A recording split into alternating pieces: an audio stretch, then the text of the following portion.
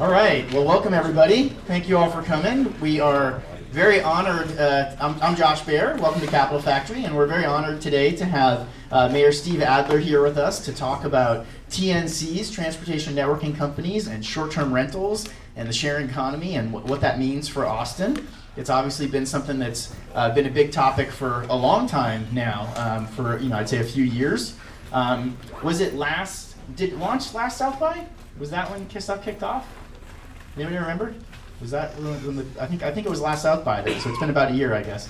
And we just before, or just before, yeah. And so obviously there was a bunch of stuff about the initial launch, and then other regulations that have come since then, and now new regulations being proposed on the TNC side, and then similar changes around the short-term rentals, both kind of like HomeAway, Airbnb type stuff, and other things that fall out of that.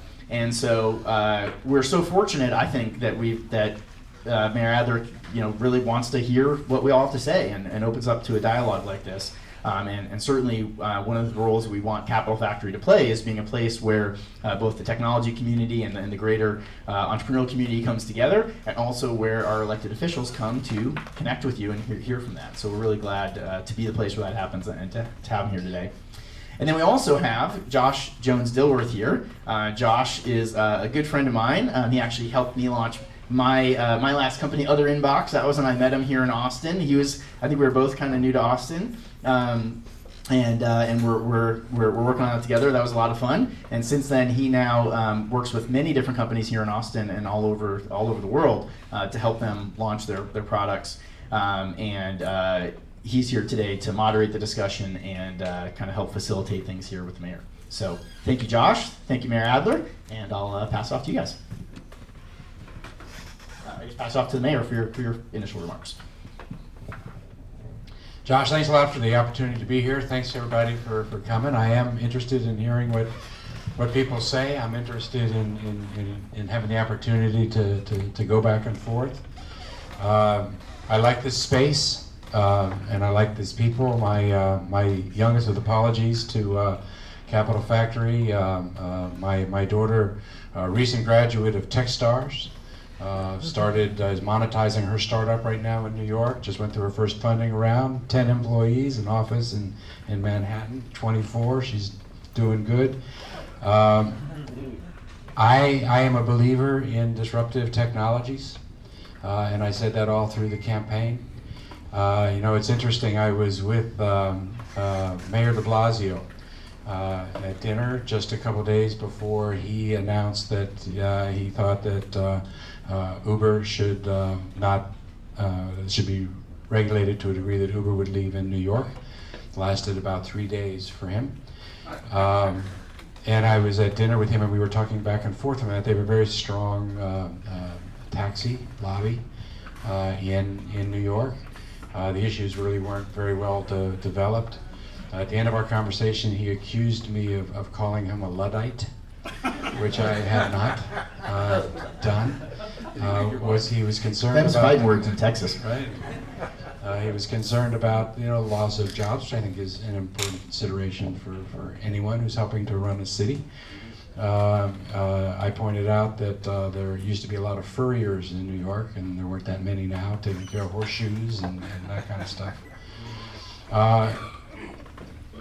There are technologies that are happening. There is a sharing economy that is happening, and it's like water. You can't stop water from coming into your basement. You can try lots of things, and it's just not going to work.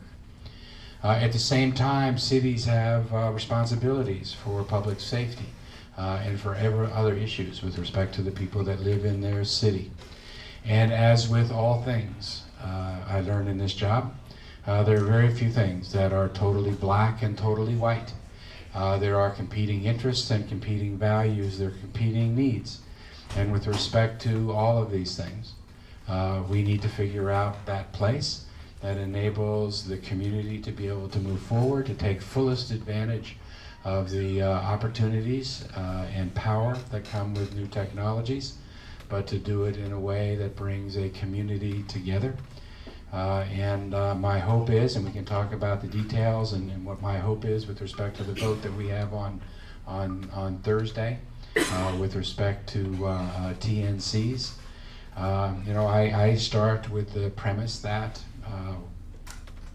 as I learned from our public safety people, that women are going to be safest in a vehicle when drivers are biometrically linked to their background checks, so that you know the person who's actually had the background check is the person that's driving the car.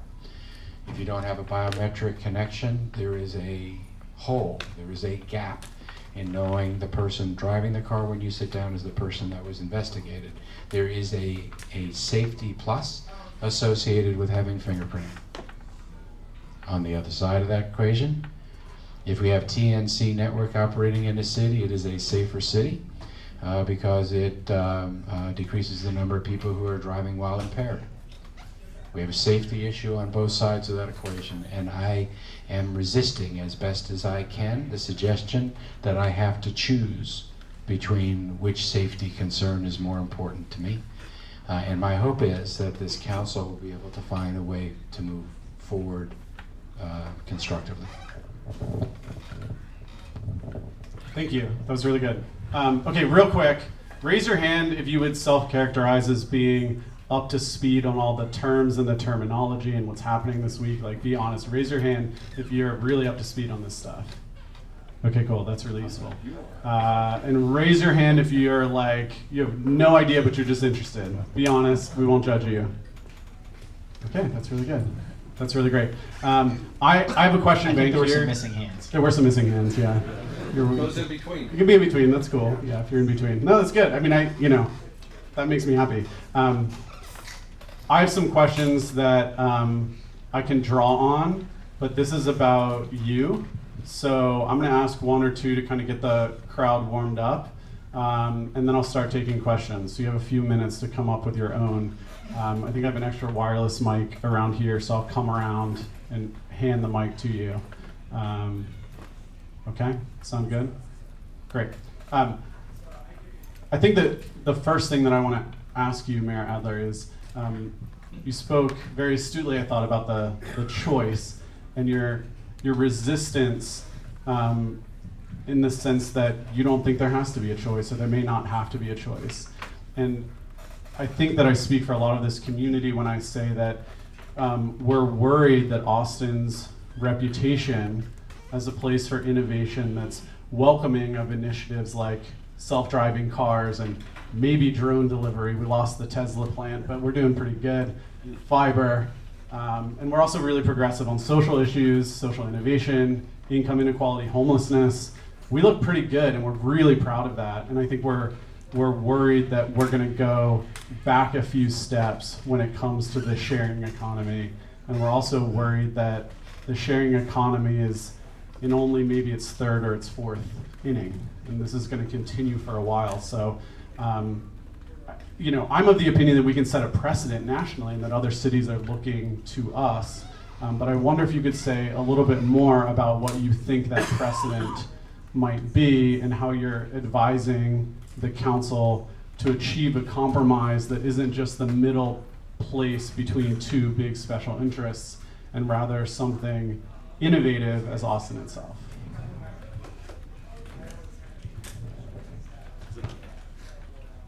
Hear me? Okay. Our reputation as an innovative, creative city is important. It's important because it's not an artificial construct. It's important because that's who we are. And we have been that kind of community since I got here in 1978. It's what drove us, I think, to bring in the tech industry to start off with. It was the merging of that tech industry with creative spirit that already existed in this city, with the arts and with the music. It's who we are. So to take steps that would retreat from that would not only be bad from a branding standpoint, which it would be, it would indicate a much more serious lapse of something else about the city. We can't do that. That's not who we are. With respect to the question and the middle ground, I don't think you search for middle ground for the sake of reaching middle ground. You reach middle ground, or some places that are in between the two, if it provides a better answer to the questions that are being asked. So the question with respect to Uber Lyft, going through regulatory issues with cities all over the world, and different cities are concerned about different things. Sharing economy is again, like I said when we opened, is the inevitable wave. It is the arc of history and the future. But it also is something that has to be done in a way that is constructive in society. So a company that's operating like that should have insurance. Because if somebody gets hurt, there should be insurance to be able to pay and compensate, to make sure that somebody's able to get the care or attention that they need, or to compensate them if they're permanently injured. Used to be that cities were battling over insurance requirements with TNCs that were wanting to come in. In Austin, that was the battle a year and a half ago, or whenever that battle was being fought. Is not the battle this year. Because as things progress, technology changes. And what is the operative issue has changed as this technology, the TNCs, has moved from city to city, and different deals and arrangements are cut from city to city. And there are a lot of things still to be worked out with respect to fine-tuning those issues, none of which I think are issues that are existential in nature in terms of who we are and what we do. The issue that we're hearing this week concerns fingerprinting, and whether fingerprinting should be part of a background check. There are certain things that I think we can accept as givens for the purpose of this debate. Things that are not debatable, that we know are true. One of those things we know are true is that our public safety officials will say that this city is safer having TNCs than not having TNCs. Because people that would otherwise drive are not driving, and they're getting into a TNC. And part of the reason they're getting into a TNC and not driving is because of the technologies that are involved. It is easy, and it is fast, and it is often less expensive than getting a taxi cab. You know, as a father, I spent years picking up my girls from downtown at 2 o'clock in the morning because everything was closed. They wanted to head home and they couldn't get a cab. There's a reason why technologies emerge, because they meet needs. So we know that it's safer with TNCs. The other thing that we know, for the purpose of this debate, is that our same public safety people will say that regardless of how good or not how good the background checks are that Uber and Lyft do, it is a better background check if there is a biometric link demonstrating that the person whose background was checked is the person that was driving the car. It's just better, because you know. And if someone is getting into the car, and they're getting into the car with someone that they don't know, they have a history on the app, there's the best way for them to know that that person was the person that was inspected is with the biometric link. So we know that to be true. So the question is then, what does a city do? A city, in this case, some of the people on the mobility committee want to require fingerprinting. So you go to Uber and Lyft and you say, hey, can you do fingerprinting? Is there anybody in here that drives for Uber or Lyft? Could you raise your hand? Tell me this. Do you personally, forgetting a requirement for the company, would you personally have a problem with getting fingerprinted? No. Okay. The fact is, if I pulled out my phone, you would see my Uber app and you would see my Lyft app. I'm in Ubers and Lyfts not infrequently.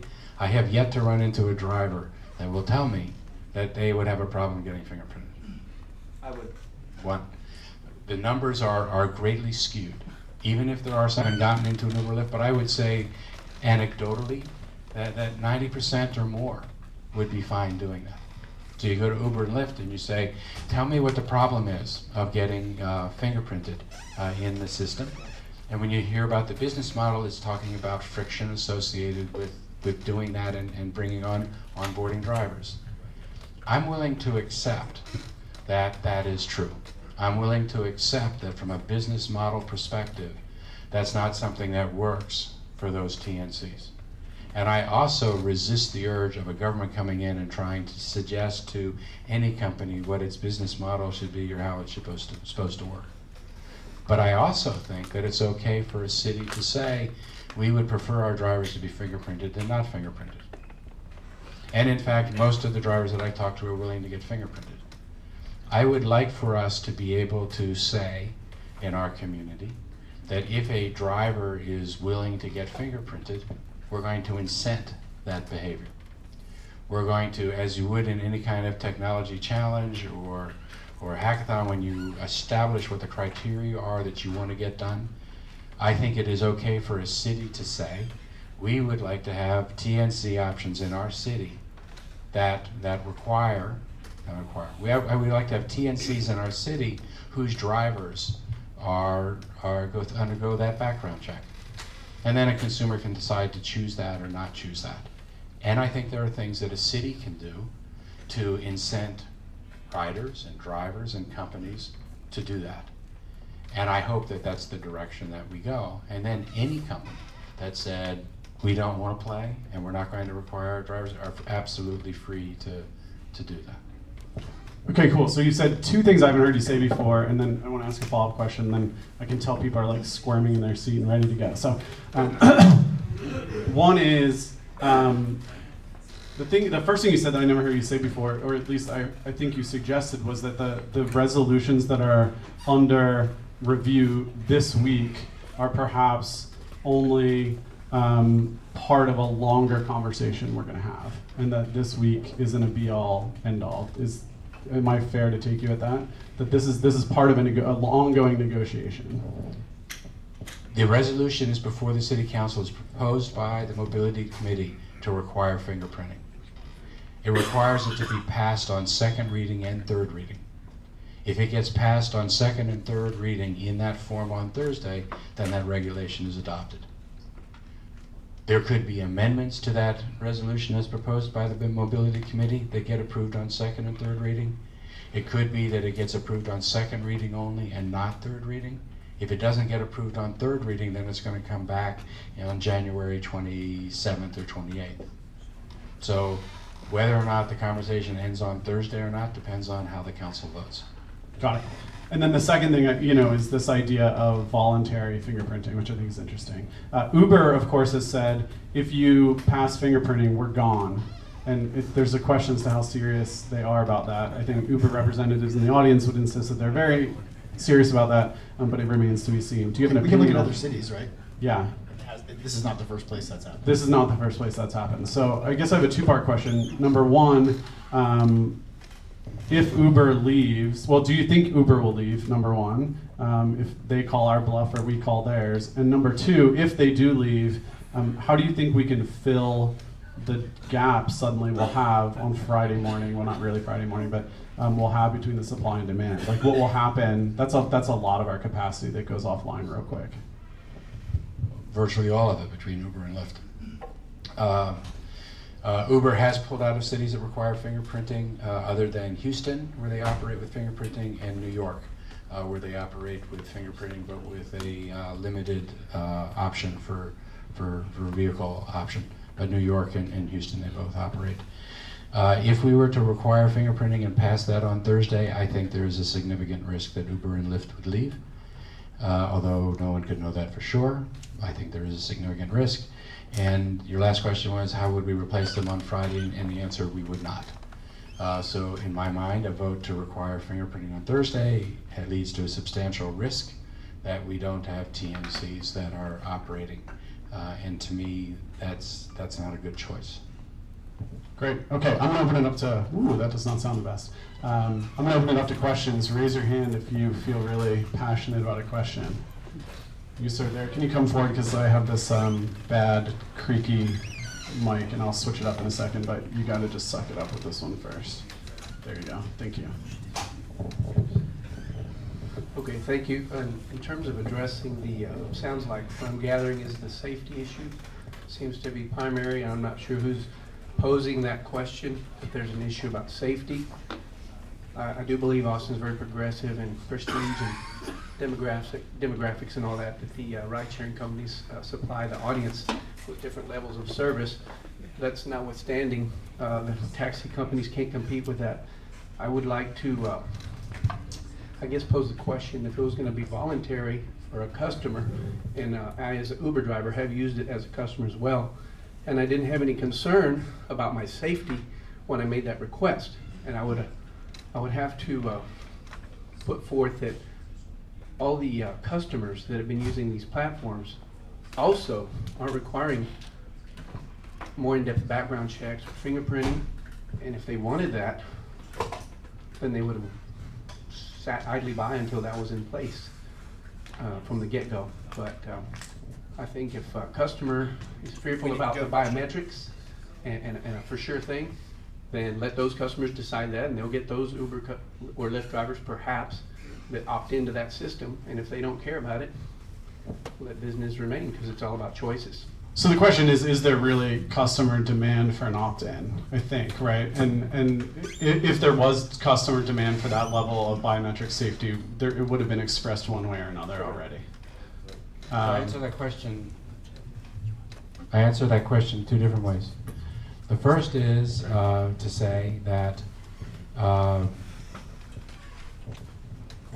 if someone has had too much to drink and they're trying to get home, and the choice made available to them is a driver that can get them home quickly and pick them up quickly, but doesn't have a background check, or they don't take that service and they don't have the ride that's quick that can take them home, and that's the choice that they have to make, I think that's an unfortunate choice for them to have to make. I would much rather for them have the choice to be able to get home quickly and get a ride quickly and have a driver that is as safe as the driver situation could be. That's what I would want. And right now, our market doesn't provide that choice to people. The second thing I would point out in this whole discussion that we have, recognize that the regulation that gets approved requires a majority vote of 11 council members.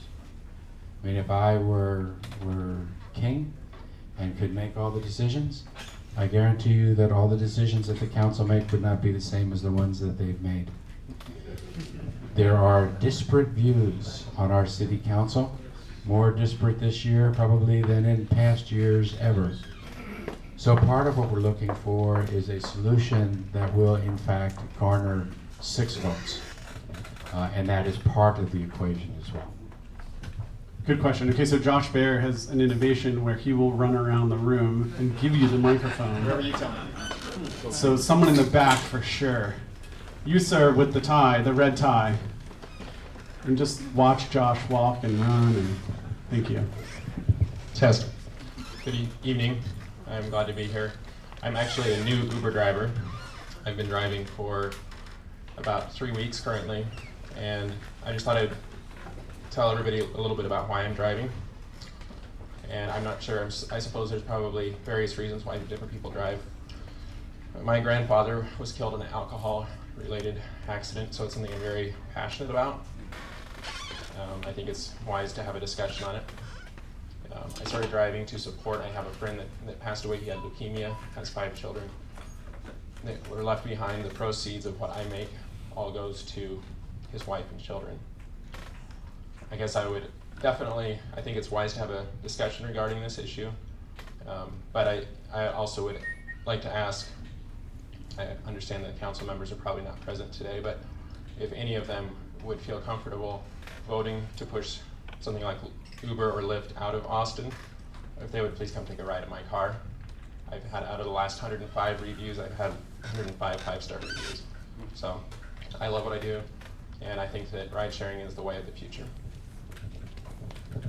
Thank you for that comment.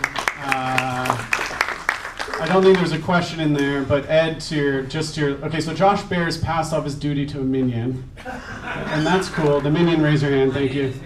Minion, and Ed, just to your left, looks like he has a question. To your left, your other left, sir. There you go. Ali. Yeah, Ali? Okay. Hey, thanks a lot. My name's Ed. So, I've lived in Austin a long time, and I have to say that overall I'd give Austin probably a D on transportation planning overall, okay? I mean, I've been in trains in Tokyo that are less crowded than our metro rail. So you have the market trying to fix some of these problems, and yet the city just fights the market. Why? I don't understand it. why would you give these companies any kind of roadblock when there's lots of other opportunity to actually do something? So that's my question.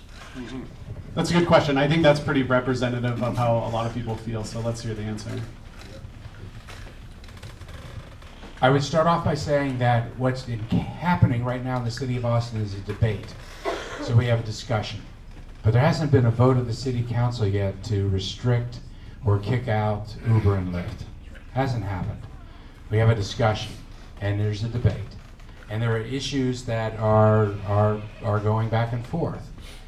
Ultimately, we're going to find out where a majority is. It is my hope that this city adopts a position that says both. We want to preserve TNCs, and we're not going to set up something that requires any one of them to leave. But we are going to do what we can to encourage the conduct that we would like to see in this city, or the product that we would like to see in this city, so that we can see whether or not the market can develop that product, so that that is something that is offered to the people we have. With respect to where you started off by saying that transportation in the city gets a D, I agree with that. That's one of the reasons why I ran for this office last year. And we're trying to do things that are going to address that. We spent a fair amount of time this year bringing in Rocky Mountain Institute and the work that Joseph's doing that we're trying to, with Ride Scout and the like, that we're trying to encourage. We're trying to improve the transit systems that we have in the city so that we have more dedicated lanes, creating parking lines at the perimeter so that more and more people will take advantage of that. MOPAC is being turned up right now in order to be able to create a transit lane in the middle where buses will all be traveling at no slower than 45 miles an hour past all the single occupancy cars that are going to get some people to get out of their cars and get into those buses and in the transit lane. So we do need to do things because in our city we have two main challenges. One of them is affordability and the other one is mobility. And that's where our focus has to be. But the answer to your question is, why is there any question at all about TNCs? It's because there is a safety issue that has been developed. And the question, I think, in front of the council now, is there a way for us to also have that service provided to our citizens? I just haven't seen the front page, Austin Statesman articles about all of the people that have been injured or killed or kidnapped, right? I don't see it. Surely you're not going to ask me to defend the Statesman. Okay, cool. I want to transition a little bit to short-term rentals because we've just been talking about Uber and Lyft, and I think there's a similar debate going on, right? Where there are these so-called party houses that are disrupting neighborhoods and frustrating a lot of people, and there are a lot of new regulations under consideration to make sure that that doesn't happen. And I think a lot of us, in caucusing among a few of you earlier today and last week, have a question about why is that even an issue? Shouldn't the bad eggs be reported? And why is the policing issue so difficult? Are we at risk of a few bad eggs ruining what is otherwise a really great thing, an income earning thing for a lot of Austinites, a way to expand our hotel inventory during big events like South by Southwest. We're the home of HomeAway. How come this is a debate too? And maybe you could speak a little bit, Mayor Adler, to both sides of that issue. All right, just like the other issue, these things are not black and white, and these things are complicated and there are layers, but let's talk about short-term rental. Begin with the fact that there are different kinds of short-term rentals and they are treated differently under the law, and the different kinds of short-term rentals are subject to different kinds of regulations and different kinds of interest. So, in the sharing economy, short-term rental, number one, property that I own, and I let someone come in and use a room in the house that I'm living in. They can go online, they can get a room in a house, they can stay in the house I'm staying in the house, they can share a room. Or, it's my house, I take off for the week while South by is here, someone can move into my house for the week, at the end of that time I move back in.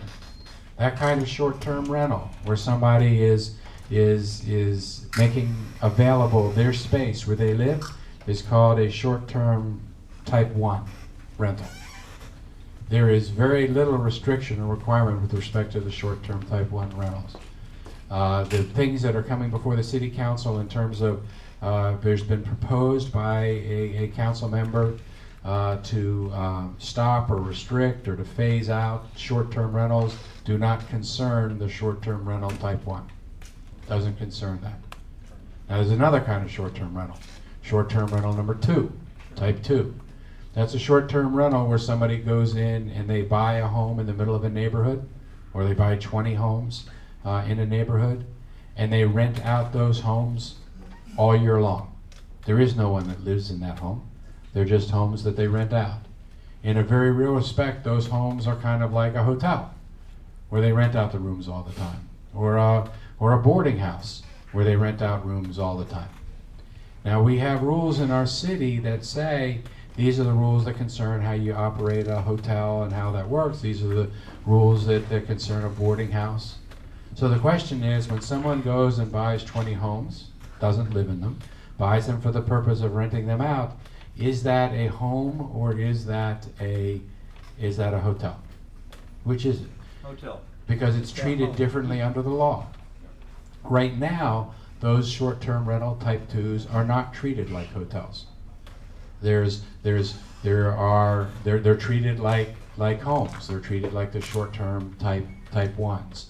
And the question is, for people who live in a neighborhood, some people move to a neighborhood because they like to be able to have homes where there are other kids in the houses next to them.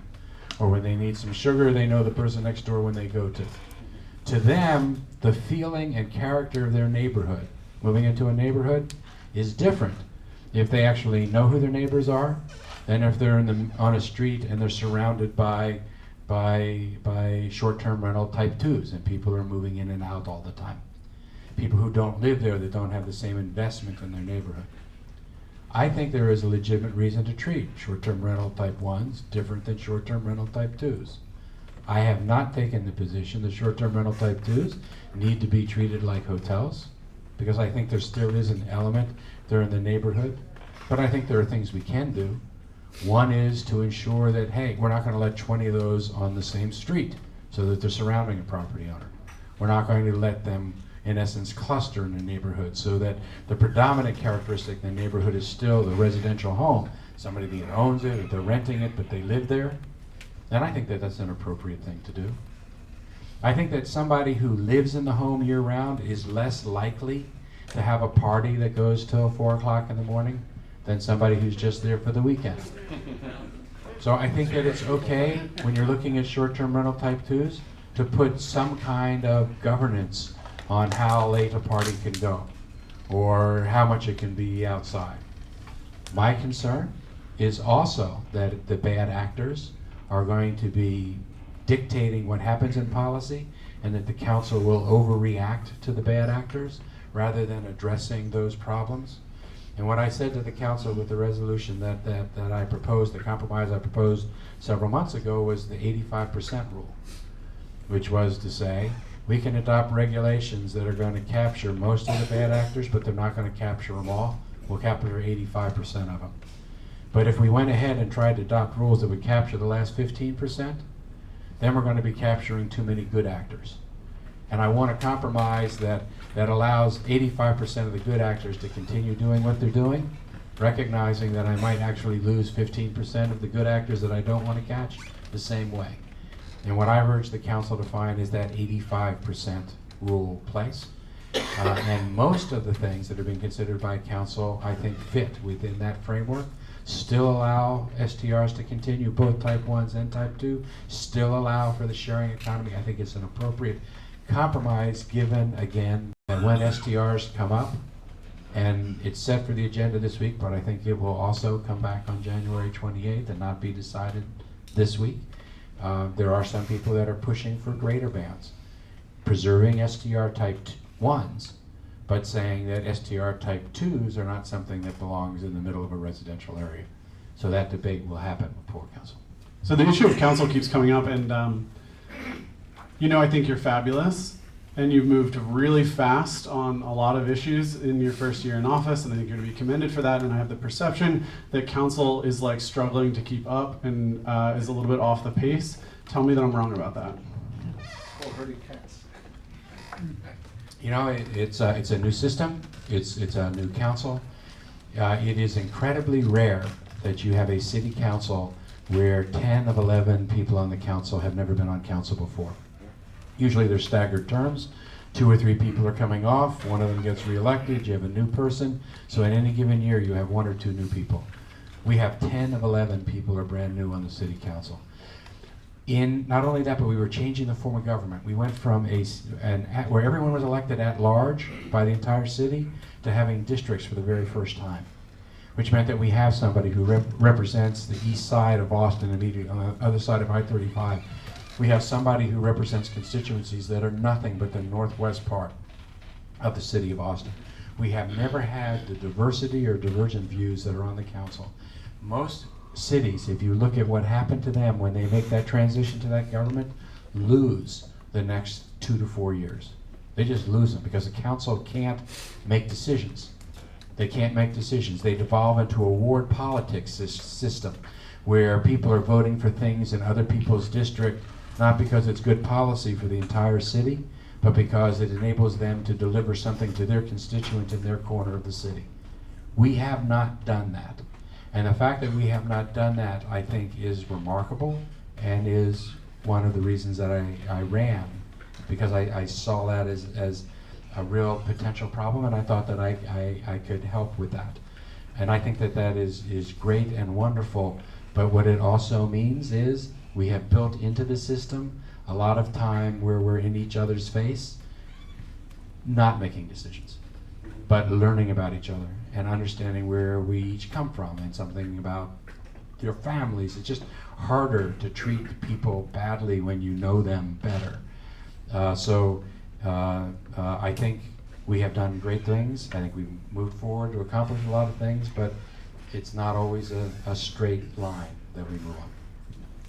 Who should Ali give the mic to next? Miss in the corner, and then down here in the blue hideout afterwards. Thank you. So kind of being capital factor, we're all technology advanced. TNCs, major TNCs have placed these very advanced and new technologies to run these background checks. So you're kind of asking the city and for taxi drivers and new TNCs to revert back to this old method of these background checks. So why don't you ask the cab drivers to adopt a new technology of these comprehensive and in-depth background checks as the TNCs are doing? You should be on city council. Because our goal at the end of this is to have one rule for everybody. So there is no differentiation between what a taxi cab person does or what an Uber, Lyft, or any other TNC person does. And it's not a choice between doing fingerprinting or doing the kind of inspection, background name check that Uber and Lyft do. What is being suggested as the best practice is if you want to have the safest ride for someone who late at night gets into the back of that vehicle, you do both. You do the check as Uber and Lyft do, and you have a biometric link to make sure that that check that's being done actually relates to the person who's driving the car. In the blue hat there, if you'd stand up, maybe you can just yell while he brings you the mic. Oh, he's about 5 seconds away. Give it a sec. There you go. Thanks. TRs. You mentioned quantity and location as one of the potential areas that you're looking into for STR2s. What else are you considering for limitations? Well, the competing policy issues there, we're having a sharing economy where people are able to put up houses or units that people can weigh in, but they're also in the middle of a neighborhood. So how do you preserve that neighborhood character? So some of the things that people talk about then are the amount of activities that can be happening outside of the house, or the number of people that can be gathering, whether you can use them as venues for weddings, or bachelor parties or bachelorette parties, or whether if you want to have a venue to have a party, use the STR type 2 as the place where people live and where they sleep and where they eat and where they reside, but if you want to have the big blowout, you go to the park, or you go to the other venue in an area where that's more the norm of what people would expect to be happening. So it's the clustering, it's the location, and to some degree it's the nature of the use. It's trying to make the use in the house be one that's residential. And that's really the compromise. I mean, how do you allow the hotel commercial use to be in the middle of a residential area? Is you make the use be as residential as you can make it be. Gentleman in the corner there. So I'm a type 1 STR renter. Helps out when you're an entrepreneur to make a little money on the side. Quick question I have is, so you yourself classify STR type 1s not as a hotel, is that kind of correct? Correct. So one of the issues I have is paying a 15% hotel tax for an STR1. That seems a little bit counterintuitive. The reason that STR people pay a user tax like that is because there are bad apples out there that are in STR type 1 or type 2 that are by their conduct and performance messing things up for everybody else. And the way that you police those bad actors is you have a code department, and you have people that go out in order to ensure that people are in fact not abusing things, and so that you can go out and to the people who are doing the abuse. The way that you fund that kind of thing in our city government is by somebody has to pay for it. So the way that the government works is people within different industries, there's different sections, are charged fees for the work that they do, or the industry that they're running, or the business that they're running. But those fees can never exceed cumulatively what the cost is to deliver the program that's required for that use. So the 15% that you get charged in order to be able to do that goes to those kinds of programs. Do you foresee SCR2s and 1s having a different tax rate potentially eventually? You know, I haven't heard that discussed, but I would be amenable to having that kind of conversation. Certainly at the point where the responsibility or the load differs based on those two types of uses. The mayor turns into a pumpkin in 15, so let's do a couple more, and then I have one or two wrap-up questions I want to do. You, sir, right there in the front.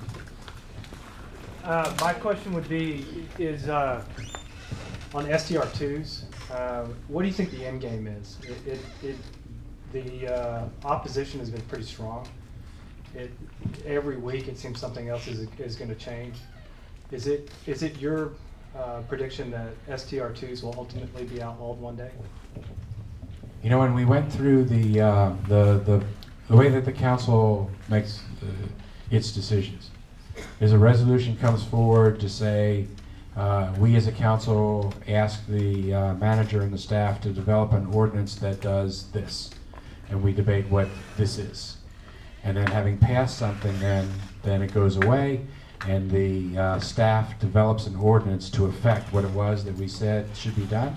And that ordinance gets passed through the citizens' commissions and boards and the other people. It gets vetted, and then it gets back to the city council.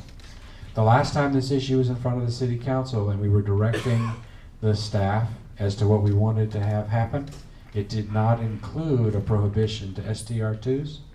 And it had those kinds of things that I was talking about in terms of changing the conduct issues. And it had a moratorium on STR2s for 1 year, while we could see if those things in fact helped make sure that we didn't have the bad actors and that we had reached the right equilibrium point. There were some people on the council at the time that wanted that moratorium to automatically extend unless a majority of council stopped it from extending, which meant it would have taken 6 members of the council to have stopped the moratorium from continuing indefinitely. The other option was to have the moratorium automatically expire at the end of 1 year unless a majority of the council wanted to extend it, in which case it would take 6 of the 11 people to extend it as opposed to 6 people to stop it. There are 11 people on the council, so 6 is the majority. In the action that the council took when we were doing this before, it was decided that the moratorium would automatically expire at the end of the year. I think that is a telling vote for the council to make when that was the issue in front of it.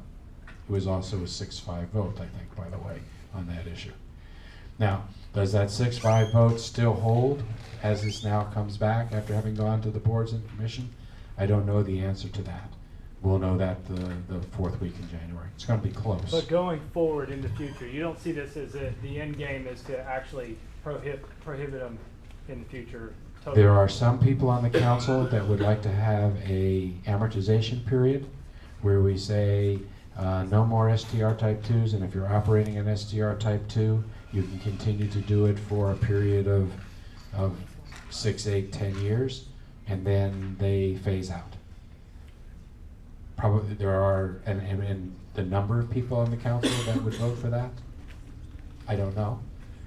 It was not something that had a majority vote the last time it was in front of the council 6 to 8 weeks ago when we were giving the staff direction. Hi, I'm Chris. I have a slightly different question, but it's about neighborhood planning. It's about stealth dorms. A couple years ago, this became a big issue around the city, and the council responded by reducing the occupancy limits, and that actually changed nature development to something more palatable.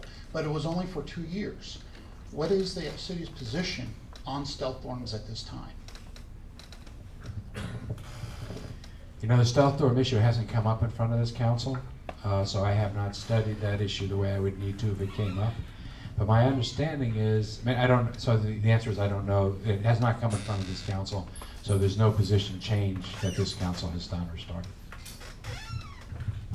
I'm going to go to the gentleman in the black with the checkered shirt. You with the, I can't see your shirt, what color it is.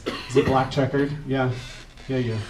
Yeah, with the, it looks like a Ralph Lauren with the little red thing. Yeah, there you go. Hi, I wanted to address your point about the fact that we're having a debate with the TNC issue. Although one could say that it's not much of a debate because both sides aren't really, they seem not willing to compromise, and the obvious compromise would seem to be the San Antonio solution, which is voluntary fingerprints. I haven't heard anything about where that's going. But my question is, why is this debate taking place now? The reason that's been put out there is just because there have been 7 to 15 allegations against Uber and Lyft drivers against sexual assault and these types of things, whereas these types of allegations have been coming up against cab drivers for years, and nobody has really made a big media issue about this. And so now all of a sudden when companies come in and create a large revenue stream, they create a change in the market that's upsetting the status quo of the cab industry. Now it seems like everybody wakes up and wants to pay attention to this. It seems like we should be getting to the root problem, which is trying to educate people about rape culture, trying to educate people about the source of the problem, instead of trying to put this Band-Aid on there. And I would ask again, why now is this debate taking place? This debate is taking place now because any 2 members of the city council can put an item on the city council agenda. And I don't mean to be glib by that, but that's why. Because there were at least 2 people on the city council that believed that this was something that was worthy of the council spending time on. It was part of a larger collection of issues that dealt with taxi cabs and franchises with respect to taxi cabs and looking at that industry. But I was not one of those 2 people that put this, so I don't have a better answer for that question other than the debate that you're hearing. You would hear from those folks now that they believe that there is a safety issue and a reconciling of treating taxi cabs and TNC drivers and companies the same. And as during the period of they were reconciling those 2 things to make the operation, the rules governing them the same, that the question of background checks and fingerprinting arose because that was one area in which there was a difference. I'm gonna go right here to the gentleman in the Lone Star, and then I have one final one, and we'll be done. So. A little over a year ago, I was involved in the stakeholding project for TNT. I don't need that. And in that project of going through that, it was recommended that TNT be background checked then with fingerprinting. And Uber, during the whole time, as well as Lyft, denied every recommendation that was ever made in those TNT commission meetings that were taking place, which took place before the city council came on board. I happen to be a pedicabber. I have been being fingerprinted since 1997, okay? I've not had a problem with getting my fingerprints taken. It takes 2 days, that's all it does. And that makes sure that I am who I am. Was there a question? Okay, so thank you, sir. We'll go back to this gentleman standing in the black T-shirt and the suit. Thank you. A couple of things really right quick, but the first one I haven't heard anybody mention, and that is the thought or possibility of deregulating the industry. And I could only really find one instance of it when I Googled it, and that was Collier County, Florida. And they were in the similar position we're in today. The city council was meeting basically on a black or white up or down vote on whether to ban TNCs or allow them to continue operating. And they wound up, I could not find out the plan they came up with. I just know it involves deregulating the industry, whatever that means. But apparently everybody was happy. It seems to be successful. So everyone here today who's listening and take note, maybe can help me find out some more details about what their plan was. It seems to have been successful for them. It won't necessarily work for us, but it's surely worth considering.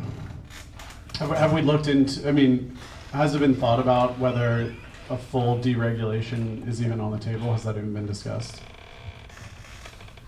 No. I don't think that full deregulation has been discussed for the reasons we talked about earlier, that there are some basic safety issues that we have. When you require insurance, when you require a driver to get insurance, that is a regulatory requirement. And I haven't heard anyone suggest that people who drive cabs or cab companies or taxi companies or TNCs should be able to drive without insurance. Yep. So, no. One follow-up question though that I think, or one final question that relates to, I think, some of the suggestions that are coming out, which is, I think another reason this meeting is happening, or this debate's happening in this room right now, is because we want to engage this community on a more regular basis. And I particularly believe that as people who solve problems for a living, this community has a lot to contribute, and we don't typically until it's too late, and we don't stay educated. So I for one hope that this can be the beginning of an ongoing dialogue that spans something greater than just these issues. But Mayor Adler, I'd ask you in closing, like, if I were to ask you, if you were able to put out a request for innovation, an RFI, if you will, to this community for things you or the council need technology and innovations help on, for areas you'd like us to contribute, what would those be? First, let me say thanks for bringing me here. And I would love it if you brought me here more frequently to talk through issues, because I'd like that. I most immediately, on the subject that we've been talking about, I think there's a good chance that this TNC debate isn't decided on Thursday, but is put off until a month later, after the holidays are over. And I think that the issue in front of us will be, in terms of the technology challenge, is what can we do in this city that does not ban companies that don't do fingerprinting, but would enable us to support and encourage companies that would require fingerprinting, or that we would reward drivers who chose to voluntarily get fingerprinting, or which would reward customers that supported those drivers that were willing to get fingerprinted. Because I think that if as a community, that's a community value, maybe we can just create that culture and custom within our community. So I'd ask for that. Generally speaking, invite me back sometime and let's talk affordability and mobility, because I think those are the two big challenges that we have that, frankly, I would rather us be spending our time on right now. And really quickly, beyond that, like if someone has an idea or they feel passionately about a subject, what pragmatically, what tactically can or should they do to engage? I think we actually have that issue in this community. I hear a lot of people say, I literally don't know what to do. Well, they could reach out to me, and they could reach out to my office. Kirk Rudy, who's in the back of the room, has been doing a lot of work with, we have an innovation group that some of the people who work here have been involved in and advising. Dan Graham and Susie Sosa are chairing that effort. Verb and Build a Sign folks. I would say reach out to me, reach out to Kirk, reach out to those people, because we need to figure out a better way for new communities and new people to be able to engage in what it is that we're doing. Thank you. A round of applause for the mayor, please. Thank you.